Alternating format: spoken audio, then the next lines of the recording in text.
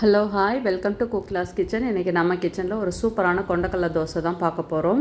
எப்படி செய்கிறதுன்னு பார்க்கலாம். நான் சின்ன டம்ளர் அளவு 1 டம்ளர் அளவு கருப்பு கொண்டக்கடலை எடுத்திருக்கேன். அதில் ஒரு 1/4 டம்ளர் அளவு நம்ம தோல் உளுந்து, கருப்பு உளுந்து இருக்கு இல்லையா, அது சேர்த்துட்டு, அடுத்து ரைஸ்க்கு பதிலாக குதிரைவாளியும் கொஞ்சமாக சேர்த்துட்டு, ஒரு 1/4 ஸ்பூன் அளவு வெந்தயம் சேர்த்து இதை ஒரு 3 to 4 hours நல்லா ஊற வச்சு எடுத்துக்கலாம்.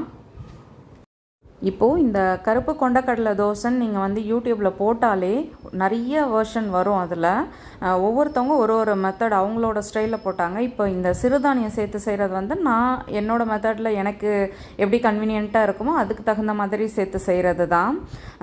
இது நீங்கள் இப்போ தோசை இந்த ரேஷியோவில் நீங்கள் போட்டு இந்த மாதிரி ஊற வச்சு நீங்கள் பாருங்களேன், தோசை எவ்வளோ மெல்லிஸாக சூப்பராக வருதுன்னு.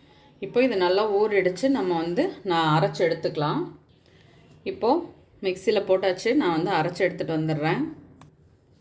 இப்போது நல்லா நைஸாக அரைச்சாச்சு. இது கூட கொஞ்சமாக உப்பு சேர்த்து நம்ம கரைச்சி வச்சுக்கலாம். கையாலே கரைச்சிக்கிறேன், அப்போ தான் மாவு புளிக்கும்.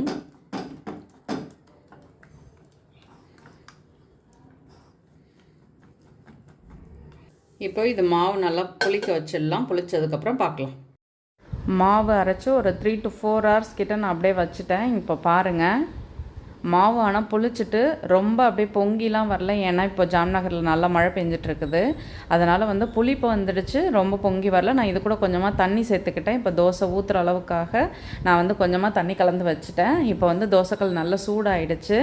இப்போ பாருங்கள், கல் ரொம்பவும் சூடு ஏற்றிட்டு போட்டிங்கன்னா தோசைக்கல்லில் மாவு அப்படியே உங்கள் கரண்டியிலே ஒட்டிக்கும். அதனால் மீடியம் ஃப்ளேமில் வச்சுட்டு இந்த தோசை போட்டால் தான் நல்லா மெல்லிஸாக வரும். இப்போ பாருங்கள், இது எவ்வளோ அழகாக நல்லா மெல்லிஸாக வருதுன்னு. இப்போ நம்ம லைட்டாக எண்ணெய் கொஞ்சமாக ஊற்றிட்டு அப்படியே மூடி போட்டு வேக வைக்கலாம். இப்போ பாருங்கள், நான் மூடி போட்டு வச்சிட்றேன்.